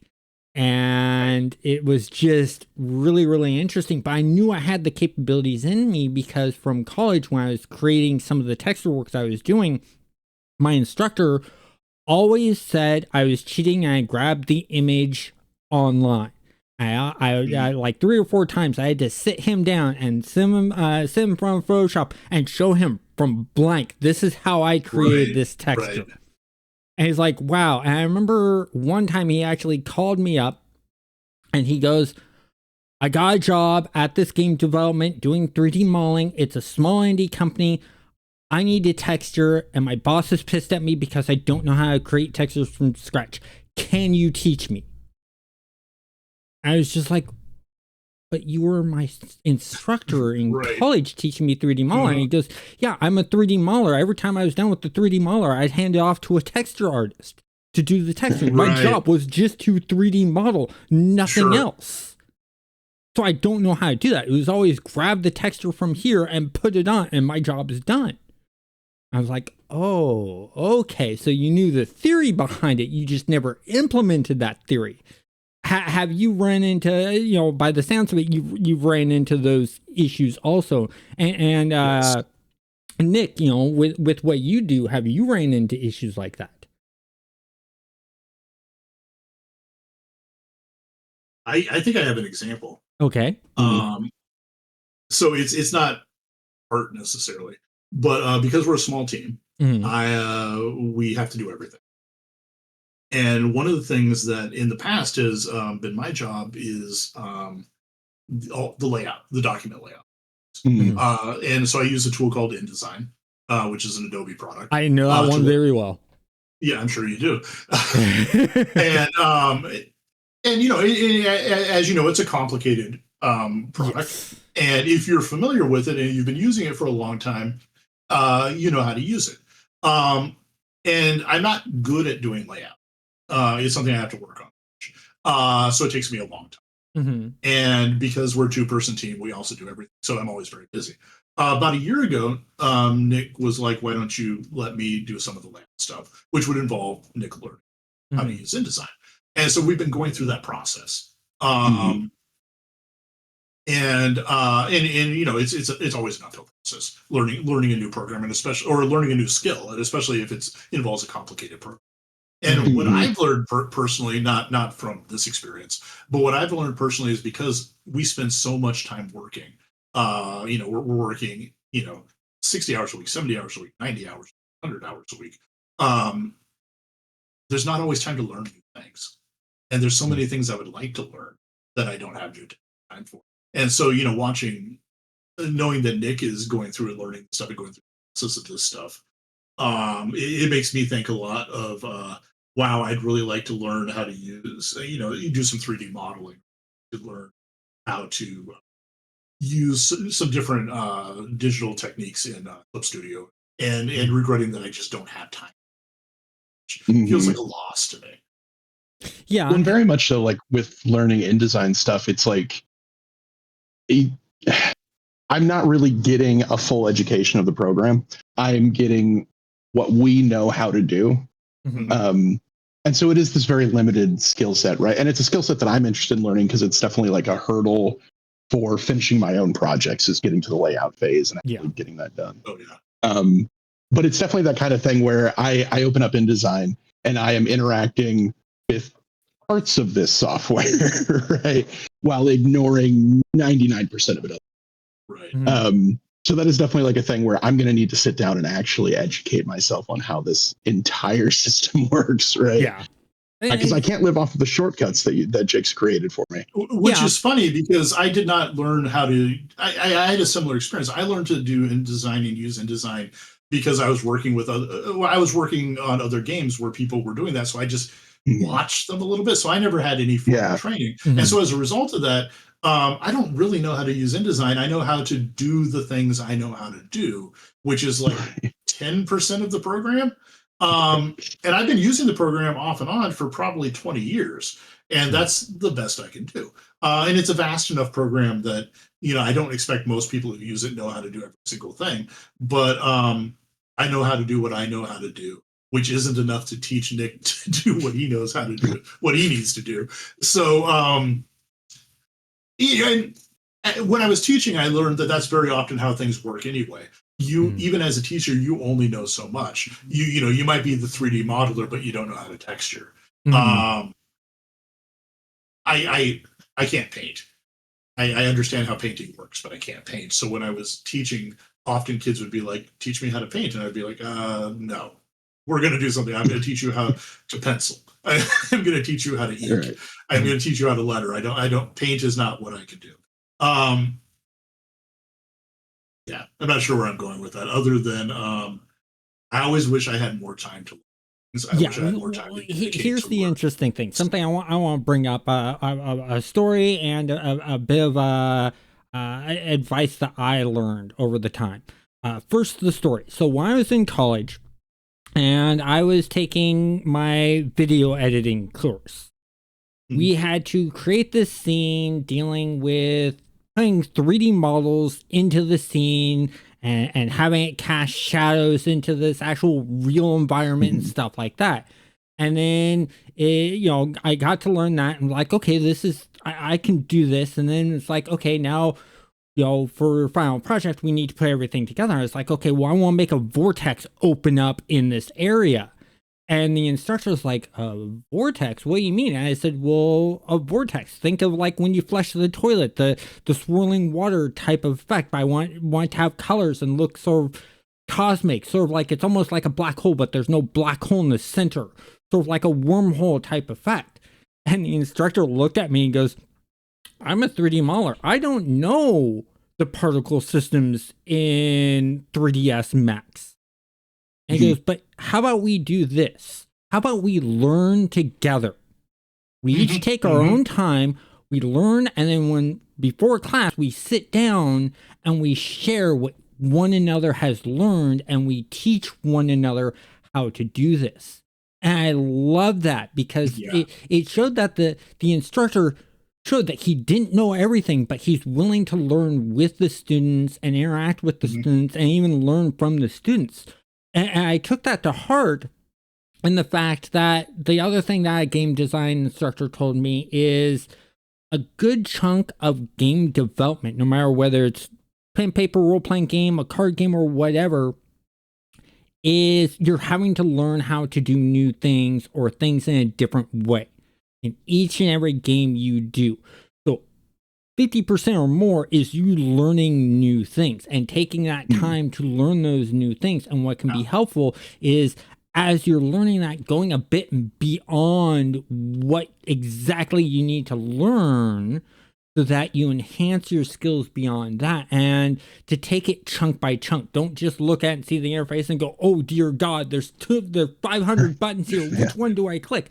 Just learn one button's functionality, get used to it, then learn the next, and sort of move on from there. So, Nick, I think with you learning InDesign and wanting to get really good at that, that's something that you could do is just like, in your moments, sit there and go, I wonder what this does, but do it on like a totally separate project. I don't want you guys messing up Yeld or anything like that. Because then Jake's going to come up and, like every brother does, whack. What were you thinking?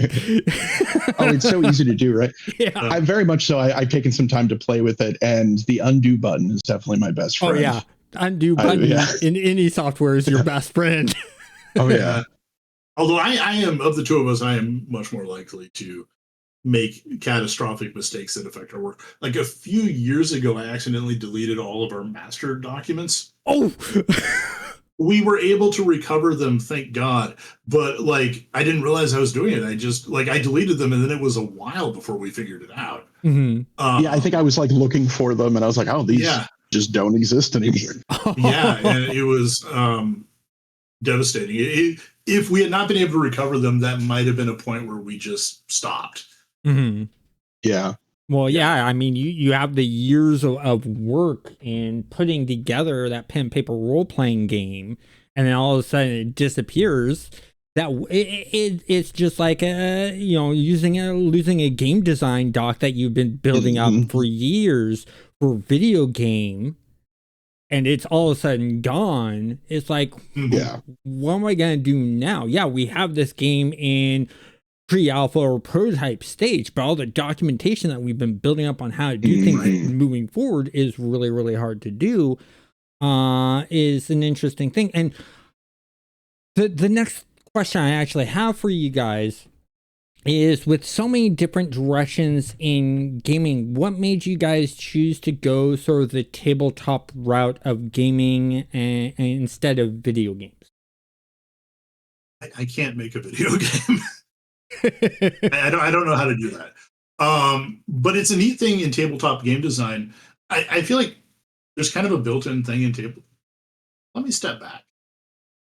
Dungeons and Dragons is the game that many people start with. It's the game that kind of everyone at least once. And D&D has a weird player history. And part of that involves people coming to the game and saying, I want to play something that's not Dungeons and Dragons, like thematically, space adventures or cop adventures, but I'm going to use D&D, which then often involves them having to change the rules of the game somehow, and they have to do that themselves. And so a built-in part of D&D play culture is I'm going to change the rules. I'm going to modify the rules. I'm going to hack D&D. And for many people, especially in D&D's past, maybe less so now, that is just something you do. You are going to hack D&D. And that gives you a sense that you are, to some extent, somebody who knows how to do this, who knows how to change games and make game mechanics. And sometimes that's true, and sometimes it's not true. Making some small changes to a game is not the same as creating a game. But that's where we all start. And so I think that is definitely true for me. When I was playing games, when I was playing Dungeons and Dragons and Star Wars and Heroes Unlimited games, there was always the sense of, I can make changes. I can do this. I know how to do this. And that was not true. Making a game is way more complicated than that. Yeah. But I thought I could. I thought I had the tools for that. And what I did know how to do was make a book. I knew how to get a book printed. I knew how to produce a book. So making a tabletop RPG, a pen and paper RPG, seemed very doable in the way that making a card game or a board game, or God forbid a video game, did not. Okay. Yeah, it's definitely accessible.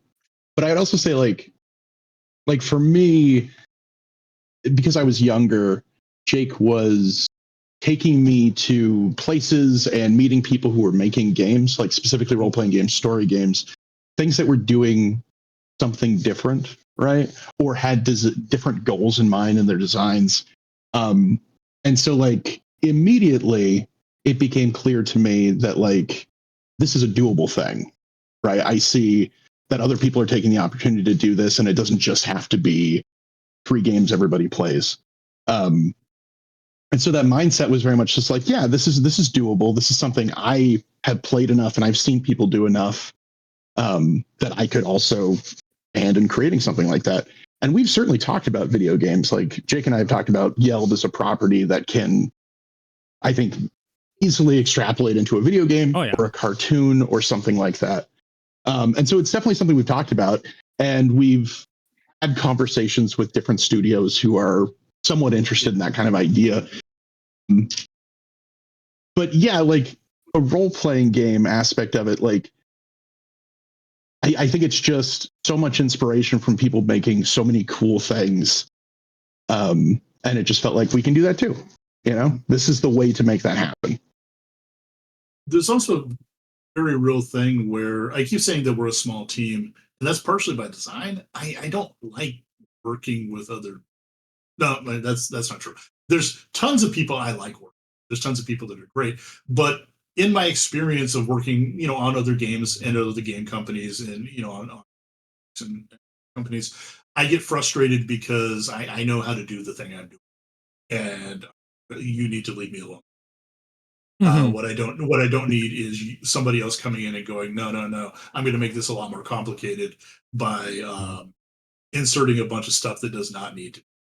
And that's not always true. Sometimes people come in and they say, I am an equal collaborator. About and I love working with people. But my experience has been that in most of the projects I've worked on, and certainly most of the gaming projects I've worked on for other companies, 60 or 70, 80% of the staff should not be there. They should not be working on the project. They're not adding anything to the project. They're just making the project more. So, and that's not everybody's experience. That's just been my relatively limited experience. You're not alone in there. I've seen marketing teams come in and go, you need to add this in. It makes the game more marketable. And the accounting team coming in and going, that's too expensive. You can't do that, even if you use your own time and things like that. Right. Just it makes those big companies a lot harder to work with. And I 100% agree with you there. And then Nick, you talking about Jake taking you to events. I'm guessing things like Pig Squad events. Actually, we never went to a Pig Squad event. And just for those listeners to know, what Pig Squad is a local group of independent game developers in the Portland, Oregon area where they just to get together to work on games individually and to show off to one another and get feedback on what they're doing, or maybe get help with certain areas of games and stuff like that. So what kind of events were you or Jake, were you taking Nick to? Well, I mean, first I should point out that we're brothers, but I'm actually a lot older. I'm like 13 years older than you. Yeah, 13. 13 years old. 13 years and old. So Nick was younger and I was older, and I would drag him off, but we were playing role-playing games together. And I would drag him off to like Go Play Northwest, and sometimes to like design meetings around town, not Pig Squad, but with like just kind of casual design meetings with other people. Yeah. We went to a few conventions up in Seattle. We would do stuff like that. But very early on, and Nick was always like the youngest person there. But these were often, these were groups of game designers. So Nick would show up and he would be, I don't know.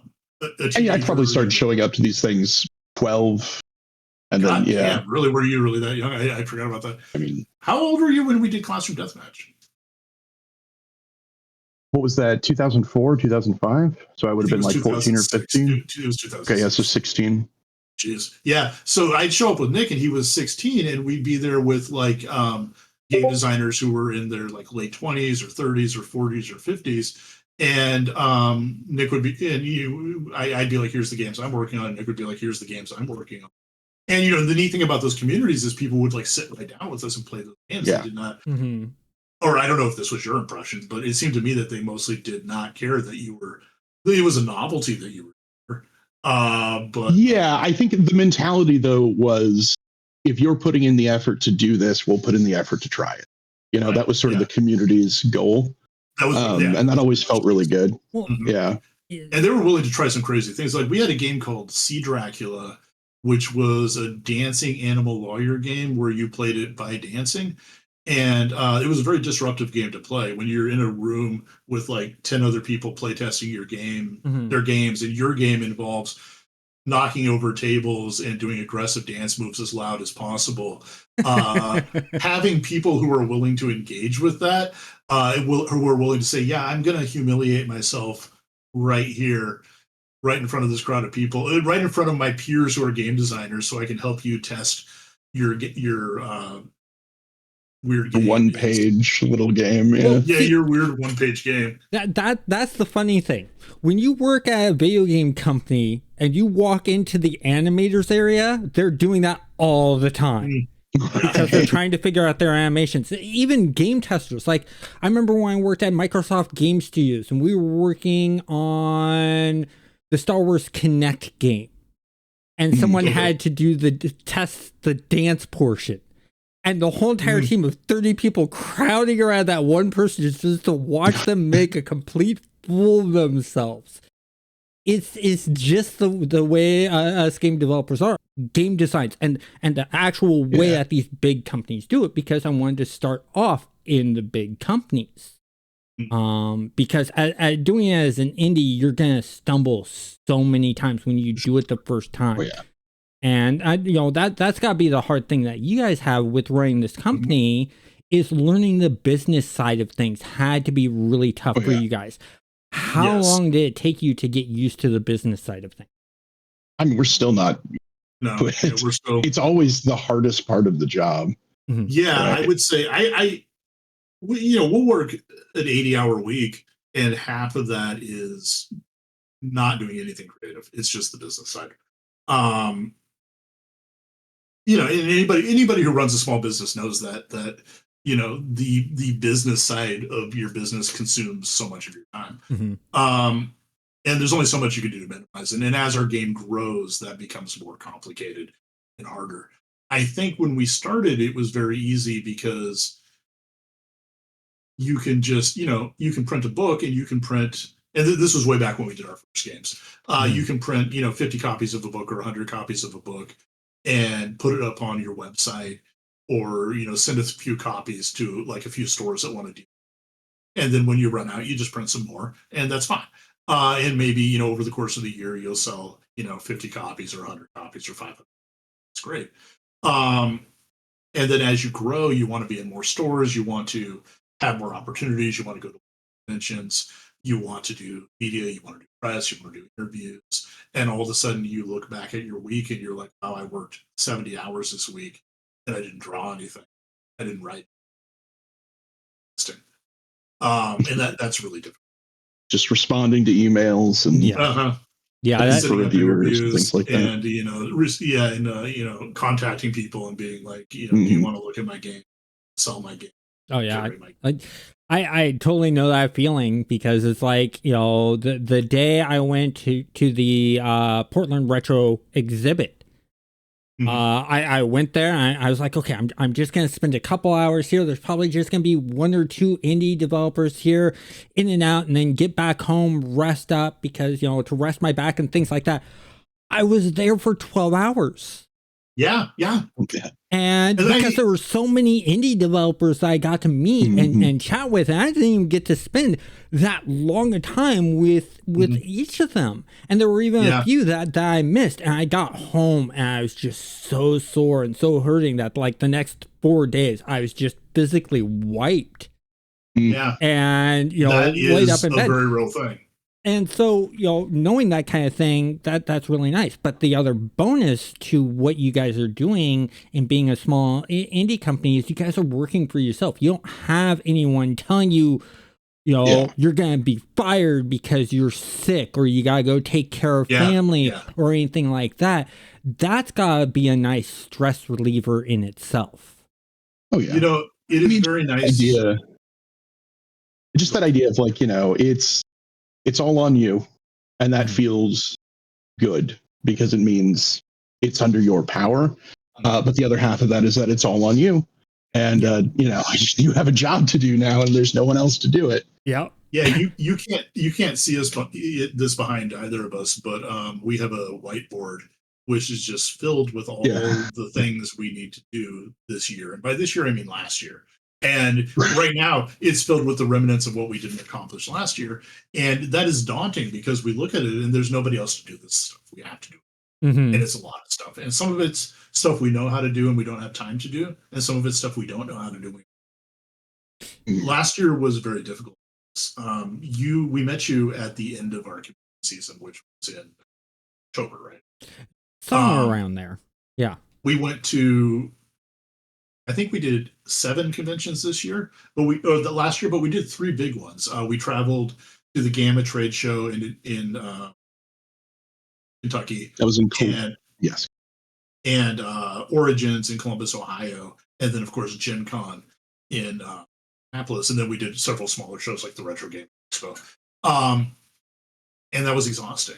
And it's exhausting not just because we have to set all that up. Setting up for a major trade show is a huge amount of effort, but then also we have to go. We have to for Gen Con because we had to bring a lot of product, and you've seen our book. Our book's heavy. Each one of our books is 6 pounds. It's several pounds. Yeah. And we had to bring a few hundred of those across the country with us. And one of the things we learned is shipping several hundred books plus, supplies to run a booth. And you've seen our booth set up. Oh yeah.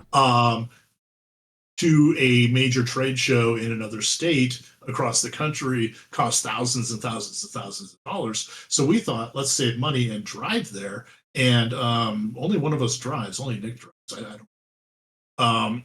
So what that meant is Nick drove us across the country, and we stayed in the 6 worst motels in the United States, and we ate the worst food you've ever had, and we drove across desolate landscape that looked like something out of Mad Max, and we saw fires and we saw famine. Just the middle of the country, And it was really good. We were exhausted and we were sick, and then after doing Indianapolis and Gen Con, which is a terrifyingly huge show and a terrifying exhausting show, and it went very well. It was so good.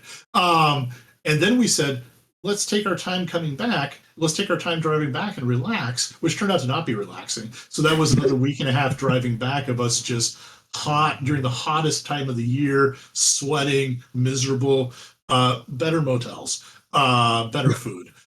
Just a miserable experience. So we came back from that in late August, and we were just completely done.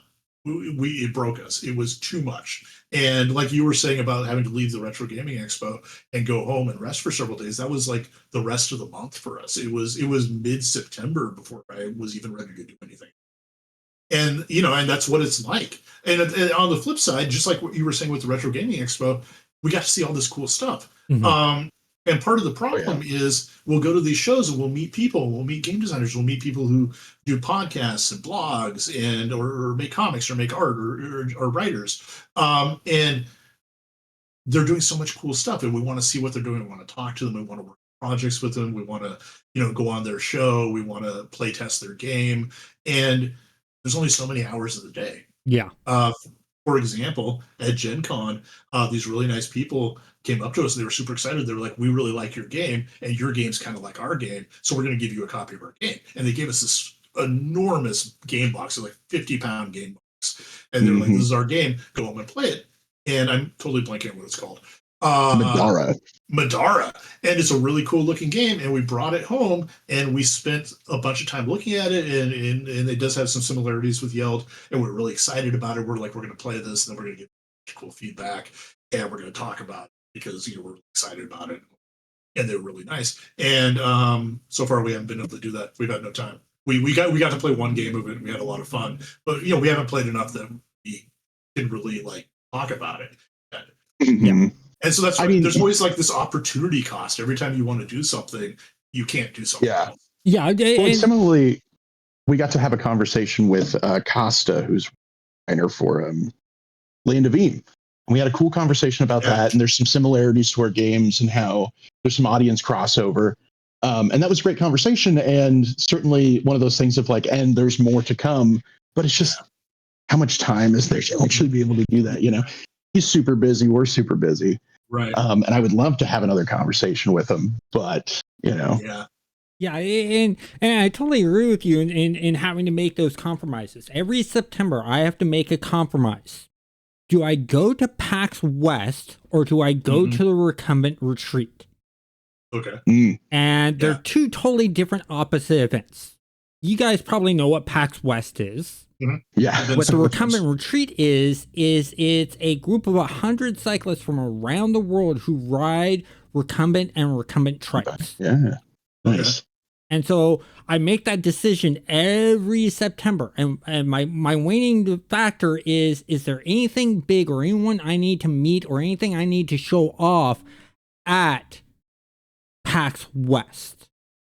If not, I go to the retreat.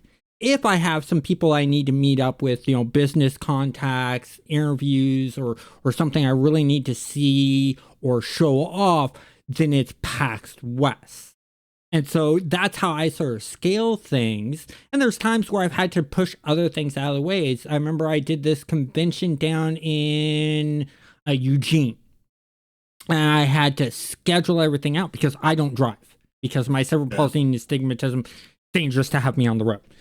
So I had to set up some time where my dad was free to drive the truck down to Eugene with the whole entire setup of the tables, and we bought in these big giant blue bean bags because it was all about a marble, and it's like a blue marble, and it was a marble maze game, and it's like, okay, I want this to look nice. I don't want this to just look like tables put out, and so I bought these giant bean bags for people to sit in. It was a mobile game, so they could sit there and play. And we just launched the week of the convention, so people were able to come up to our booth, scan a QR code, and send them the download link to download the game.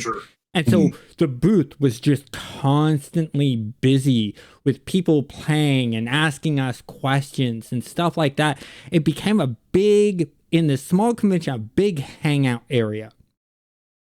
And I remember my business partner who does all the coding, we get back home. My mom actually helped out at the booth. And I actually taught her how to do the level designs. And she created the levels. And we get home and we're just sort of all sitting in the living room, just exhausted. But we can't stop talking about the event and the interactions that we had with people sharing their excitement of playing the games and stuff like that. And I remember the one thing my mom loved the most was when it went from, God, I'm really mad, who designed these levels, to all of a sudden it being, damn it, and then my mom's name, because they would read the credits and see the level designer, my mom's name, and you just hear across the area, damn it, and your mom's name. I couldn't stop but laugh. And the funny thing is my mom loved that. It put a big smile on her face and stuff like that. So when you guys get back from these conventions, did you guys sort of have the same type of feel? Yeah, you're exhausted, but you're talking about the interactions you had with the fans and the people that came to the booth. Yes. I mean, I would say that, like, sometimes you have a rougher convention and it's just an exhausting experience, right? But eventually we get around to, sometimes on the long car ride home, wherever we're going, we get around to talking about, like, okay, so this is what we liked. This is what we engaged with the most. This is what worked for us here. Let's try this next time, right? And so inevitably it always comes back around to a conversation of, this was a learning experience and we can use it. Right. And that's always a positive thing for me. Yeah. Even if, it's an exhausting show or it's a slow show or whatever it is, at the end of it, we can look back and be like, all right, so this is what's happening next. Right. It is funny because, like, learning experience is sometimes code for, this was the worst 2 days of my life. Like sometimes you sometimes, no, it's never the worst 2 days of your life. But sometimes you go to a show and, like, you spent hundreds or thousands of dollars to be there, and you traveled across the country and you can't get anybody to talk to you, or the people who talk to you, like, immediately say, like, oh, this looks dumb, or nobody will even stop at your booth or even walk down your aisle, and it's too hot and it takes forever to get to the convention center, and your plane was late and you've had diarrhea the entire week. It's just awful. So sometimes you walk out of that and you say, that was a real learning experience. But there is always something you can learn. And then sometimes it goes well and you're just hopping. You're just so excited. You're just so happy. That feeling you were describing where people are talking about playing your game and it's just the best feeling when It people are is. excited about your game. When you are walking through the convention hall and you see somebody carrying your game or showing it to somebody else and they're not at your booth, they're just out in the wild and they're excited to have your game is such a great feeling. Or when you're walking around and somebody stops you and they're like, you made that game. I really like that. It's a great feeling. I like the feeling when you've had a conversation with somebody at a convention and it's a great conversation. They're very excited.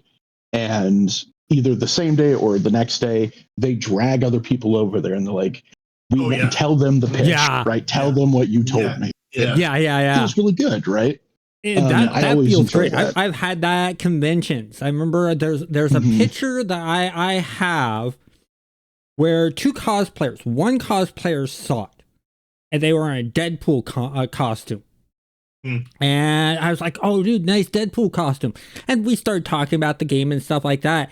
And then, like, 30 minutes later, he comes back with his friend who's in a Carmen San Diego.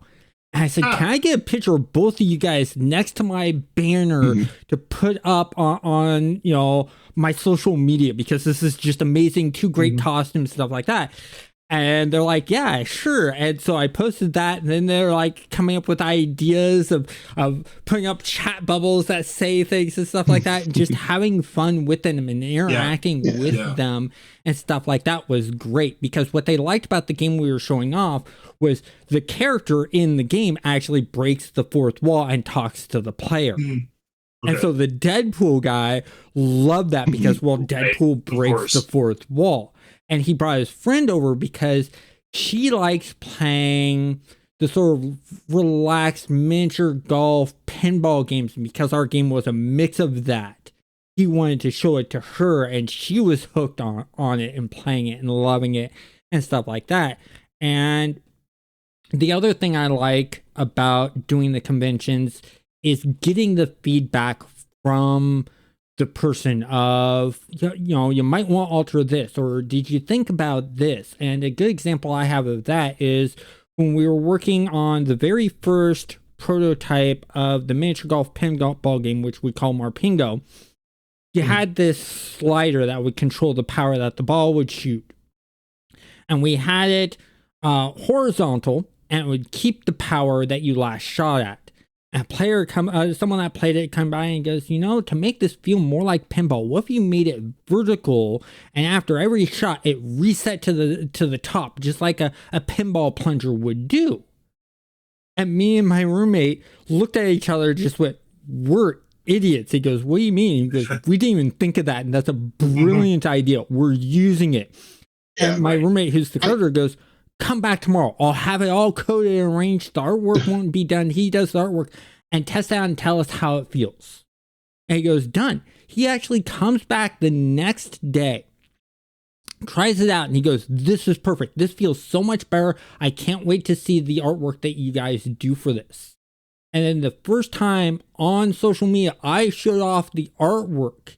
He actually comments and going, I love that you implemented my idea, and the art that you're doing fits perfect with how it would feel for Pinball Plunger and your art style. Do you guys ever get that feedback and then the response back from the person when you do something? When, it sounds like within, the conversations you had with this person, they were able to implement an idea that they had. And then because you were showing it off, you've made a permanent fan. Yeah. Right. Yeah. That interaction is going to stick with them. Yeah. I always appreciate that. And I can be really easy to not see the forest or the trees when it comes to designing stuff. Yeah. And so when you do have somebody who comes up and there's just oh, here's a thought. Right. And sometimes it's, how did we not think of this? Yeah, right? How did we miss this idea? Right. It's like the whole entire thing where you guys had the first edition and didn't have the wheelchairs and disabilities the community brings up, and then second edition, you guys put it in. Did you hear back from that person once you put it in? I don't remember if we heard, because I don't remember who suggested it. I do. It is something we hear a lot of. Yeah. Yeah, I don't remember who it was either. Something that happens a lot, especially at conventions, is people will come up to us and they'll uh, it's so exciting to see a game, you know, with characters with pictures. And it's not as if that's rare. I mean, for example, there's 50 different, you know, D&D things you can purchase or download to add wheelchairs to nuggets. But I think because the characters we have in Yeld are really excited and positive. Nalani, who is our wheelchair using in Yeld, is this really cool kid, and she's really excited. She's a red mage, so she casts spells, and she gets to fight with her sword, and she has a big cool hat. And she's always really looks like really excited in the art and stuff. And we have a really nice miniature of her as well as at our booth we have little standees with the characters. I think I've seen them. Yeah. And she's one of them. And I think people engage with that because she's very visible and she looks like she's having a good time. And she's not like an angry looking barbarian or like a big armored warrior, and which is also fine. She looks like a person. She's a kid, and she looks like a kid who's out having fun with nature. And I think people really respond to that. I think sometimes when we made the second edition of our game, that was a really good opportunity for us to get feedback from people. We were able to talk about it. People are never shy about sharing feedback. People will walk right up to you and be like, I see you have a finished product that is printed in a book and there's no way to change it. Here's what I think you should change. And that's not helpful. And sometimes that's very frustrating. But because we were making a second edition, we were in a great position to be like, what do you think? What are changes you want to see? What doesn't work for you? What wasn't well explained? And so many of the things people recommended and brought up were not problems so much as people would say stuff like, I feel like I didn't understand this the first time we read it. It wasn't clear to me how this rule works. So many of the changes we made for our second edition was clarifying and offering different examples and changing terminology so it could be easier to understand. And that was really great for us. And that was really great feedback to get. But I think it made the game a lot more approachable and a lot easier to play. But we also got, some big changes. Sometimes people would suggest something. We were like, that's a cool idea. It's not something we're going to do. It's not what we want to do. It doesn't fit with what we want to do. It's not the direction we're going. But sometimes, somebody would suggest something, and it was exactly that moment you were talking about where you slap yourself on the head and you're like, oh, why didn't we think about that? That's great. I'm always a big fan of the feedback because it feels like it's always the most important to me, where it's I will go about over explaining things in the book that I feel like need to be over explained for people. But oftentimes I miss several things, right? In my mind, this concept is very simple and it is such a base part of the idea that I don't think to explain it. And then somebody comes along and says, hey, this needs a little bit more, right? So it's that kind of thing that I always find the most helpful. Yeah. Where it's that mindset of somebody coming in and being like, oh, there is no connection between these two rules for me as there is for you. So make that connection for me. Yeah. You can't always see the forest for the trees as a designer. Yeah. Having people point that out is so valuable. You get that whole entire tunnel vision when you're a developer. Yeah. And, when you have that tunnel vision as a developer working on something, you sort of forget the stuff that can connect to it or that are right next to it. And it takes the player base to sit there and go, wait a second. And that's why these big companies have the test teams to sit there and go, wait a second, there's this problem here. You need to connect these things. Even Magic the Gathering, they have beta testers to test out the cards to go, wait a second, this doesn't quite work out right, or I don't understand this, and things like that. And that makes things very interesting. I got one last question for you guys, and that is, what are you guys currently working on? Oh, all right. We have besides never-ending Yeld stuff. Yeah. I mean, Yeld stuff never stops. As I mentioned before, we think of Yeld as kind of an MMO, and so we're constantly releasing new material. Part of that is every month we have a Patreon, and every month we release new content for our Patreon subscribers. And sometimes that's exclusive to our Patreon subscribers. Sometimes that's stuff we end up selling on our store and selling on places like DriveThru. And then sometimes that's just free stuff we release to the community. But we also do new expansions a few times a year. Right now, we are getting ready. I think we're about a month and a half out from releasing a pair of expansions called. One of them is called the Royal Academy for Mystical Studies. For mystical study. Yeah. And that is a game set in Yeld's Royal Academy for Mystical Studies, which is a location that's talked about a little bit in the core rulebook, where players can go and explore. So it's this is a setting source book, but it's also a source book for changing the way you play Yeld. So instead of playing a normal Yeld game, you could play a game where you've been invited to this academy, and then your adventures are centered in the academy. You do more academic stuff and less adventure stuff. And then our other book is called Fight School, and that is a large document that focuses on how to teach you how to be the best fighter you can possibly be. Yeld has a lot of like combinations, especially when it comes to combat. And so Jake wrote this massive book that just teaches you how to fight. And I think it'll be a great resource for a lot of people. Yeah, when we were working on second edition, we realized that a lot of the feedback we got from people is people would say, like, when I started playing the game, as we played, we realized that there's a lot more complexity and opportunities in the fight system, in Yeld's fight system. And we had to discover that, and we had to explore that. And the good news is people were always learning more and learning new techniques. But what occurred to us when we were doing the second edition is we thought, do we want to add like a bunch of examples to the second edition book explaining this? And we thought about doing that, but that kind of clogged up the book. So we created this, we're creating this other expansion that really trains you to be the best fighter you or engage in fights, whether you're a magic user or a close combat combatant, a range combatant, somebody who summons monsters, or just somebody who does not want to get hit by monsters and wants to stay as far away from them as possible. It's also full of great advice for game masters for getting the most out of your monsters in fights and creating really interesting fights for your players. So that's a pair of expansions that we'll be releasing this spring, and we're really excited about this. Excellent. So what I want to do now is I'm going to post a link to their Patreon down below in case you want to join their Patreon to get those exclusives and stuff like that, to sort of help them out and show your love. But Jake and Nick, I want to thank you both for taking your time in this interview.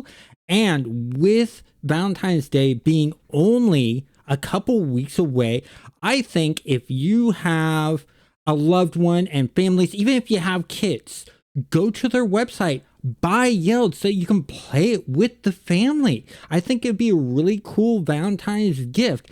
And on top of that, if you're wanting just like t-shirts, mugs, gaming mouse pads, stuff like that, gamingimagery.com, I have stuff on there with really unique, fun game designs, both for video games, tabletop games, and stuff like that. I even have a Valentine's special design that has 3 10-sided dice in a heart shape. And on the front, it says, I'm hitting on you, with the dice all being 0. And on the back, it says, I miss you, with all of the dice being 1s. I want to thank you guys all for watching. Adorable. And have a great day.